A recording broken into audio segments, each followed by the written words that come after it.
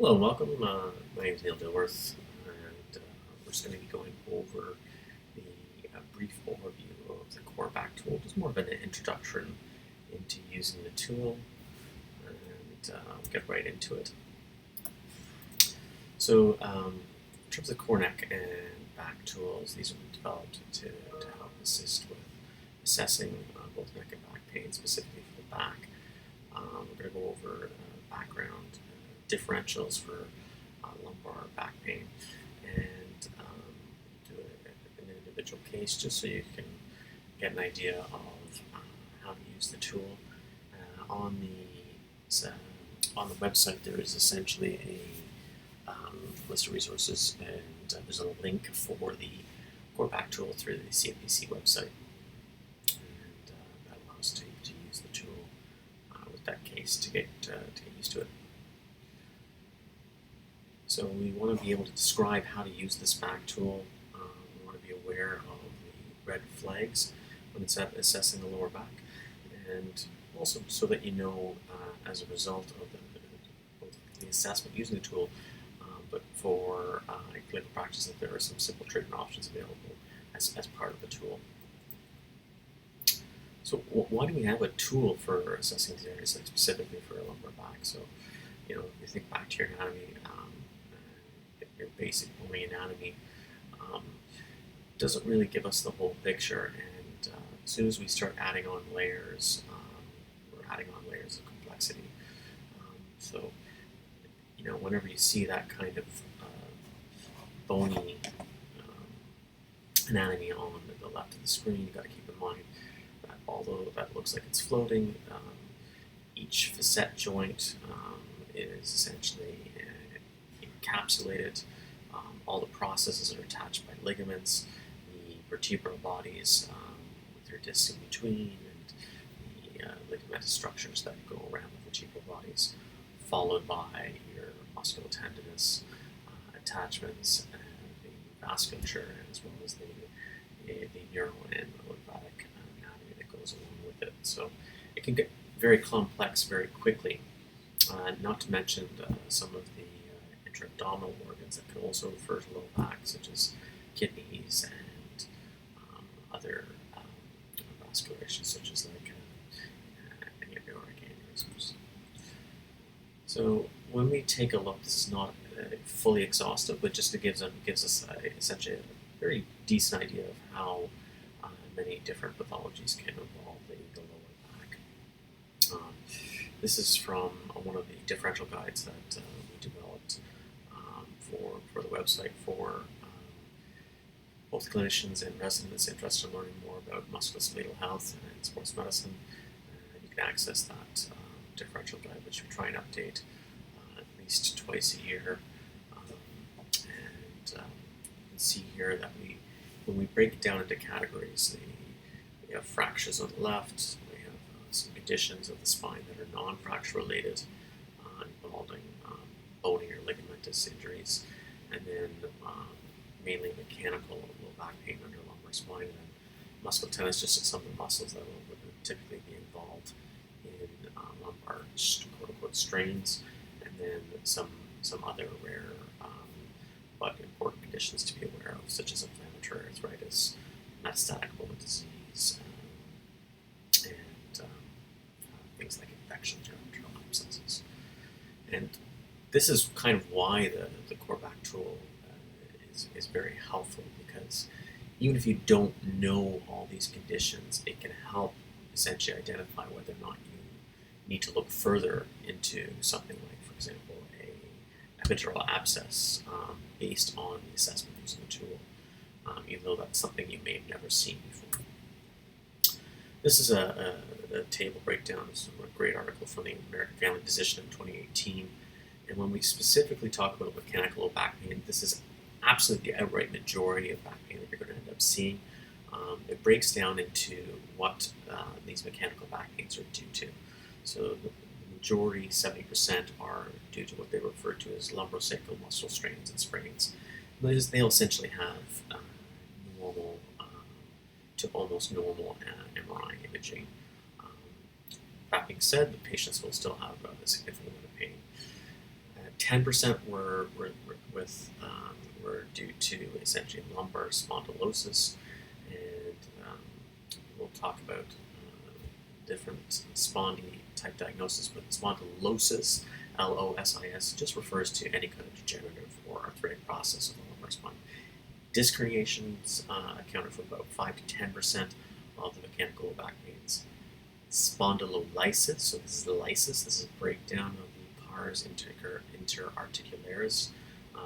That was about less than 5%. That can be essentially congenital, it can be acquired as a result of stress injury, or it can be part of a degenerative process. Vertebral compression fractures accounted for 4%. Spondylolisthesis, which is essentially a bilateral spondylolysis, which can lead to essentially shifting. Try and get this right here, sorry, so you can see it. Shifting of the vertebral bodies on top of each other.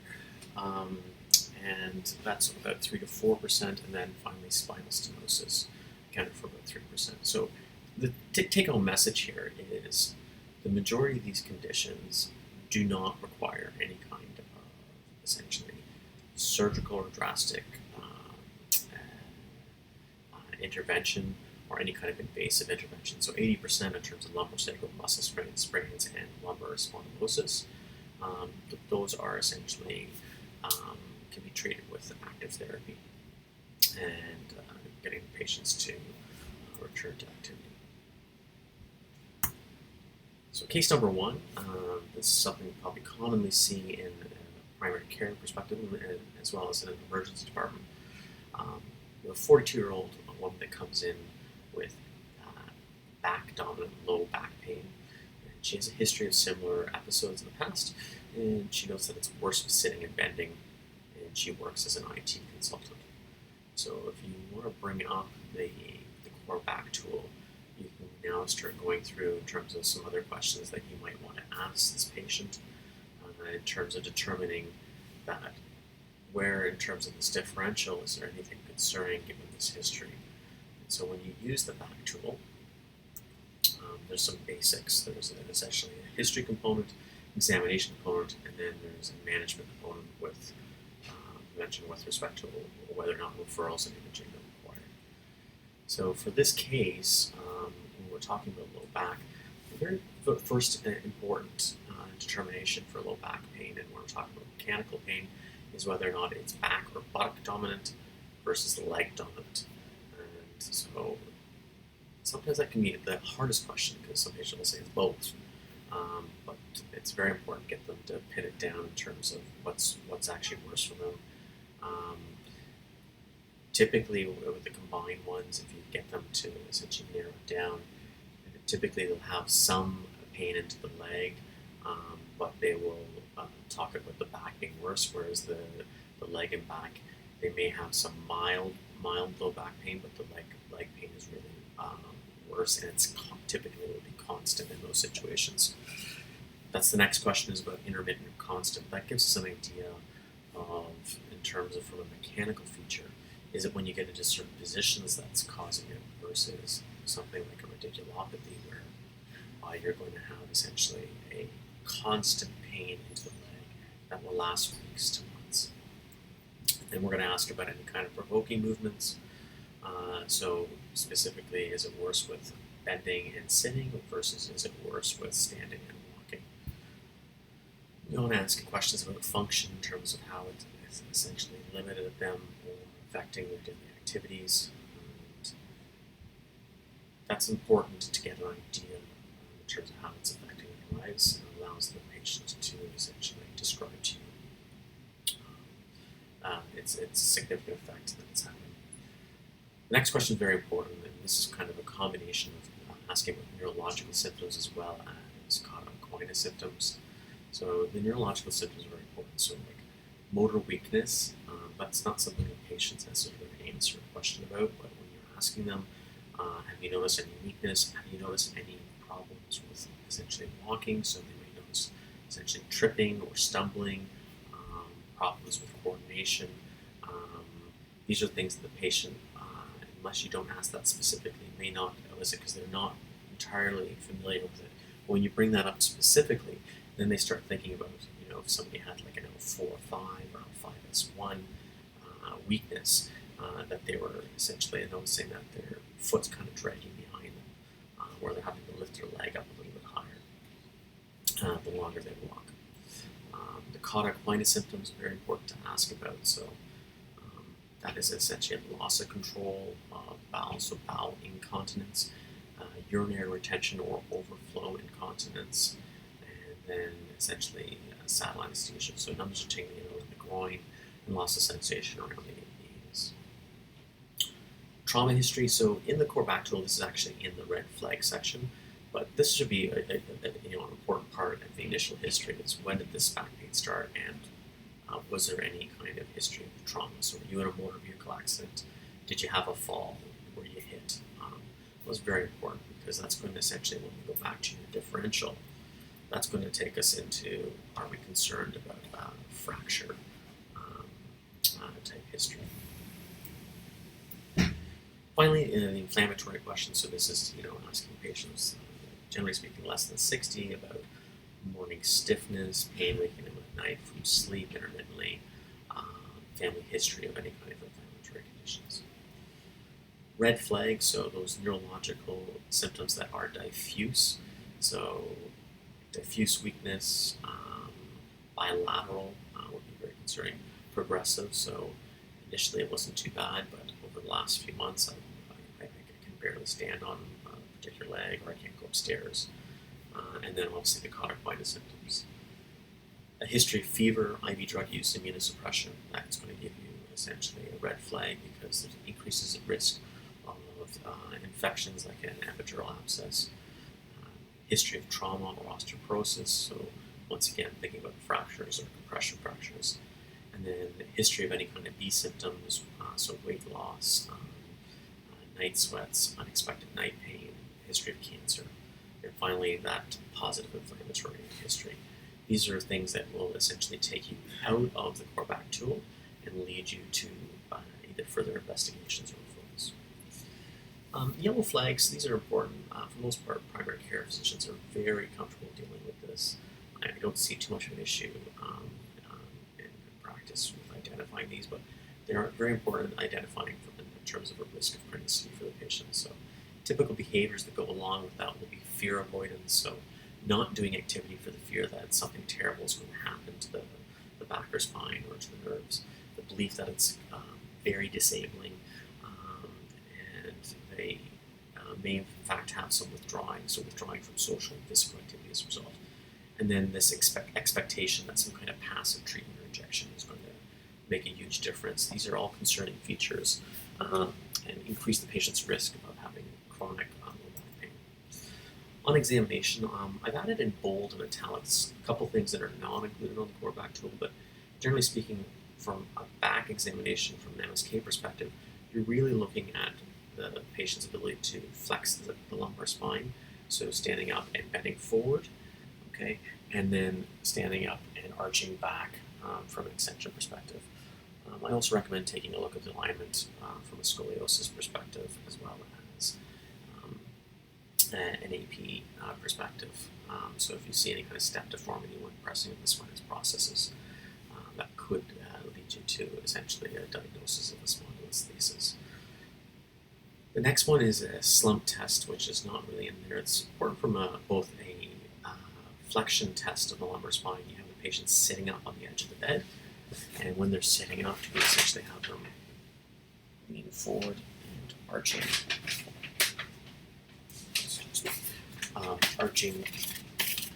bending forward, and then essentially you can have them straighten out one leg at a time.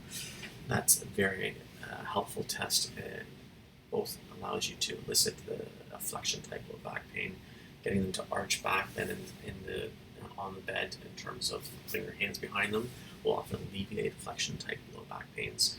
And then the second thing is you can add a neural tension component to the lower leg, so you can add a straight leg raise by having them extend the knee and seeing any kind of limitation or bringing on pain with those movements, and then followed by relief by essentially arching back.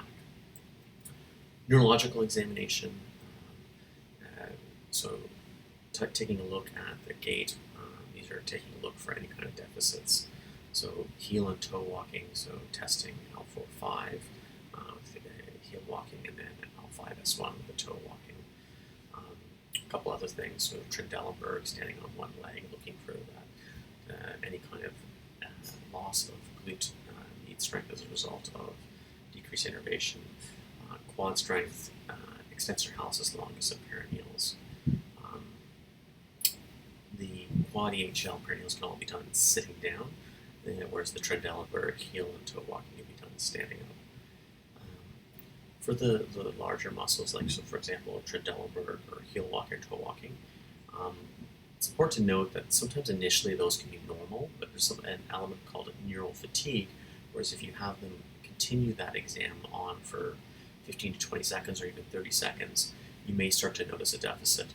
And that's something from a history perspective as well, when you're asking about neurological symptoms.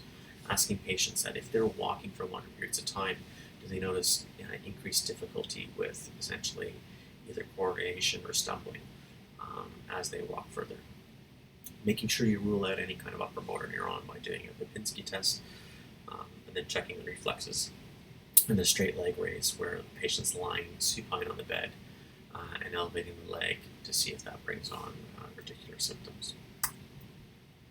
So management, what do we do? So we get them lined up in the lazy boy. That should be a back brace, not a neck collar there. Medications, anti-inflammatories, opiates. These are all things that essentially have been used, but where are we going with this? We're going to have a talk tomorrow based on the evidence behind, but generally speaking, from a management perspective, we really do want to limit the rest and mobilization of a patient with lumbar spine to a short term. And we really want to try and get return to activities as tolerated early. So that may mean we're modifying the activity significantly, but it's important that they get going. From a medication perspective, Tylenol and anti-inflammatories, if needed, can be used.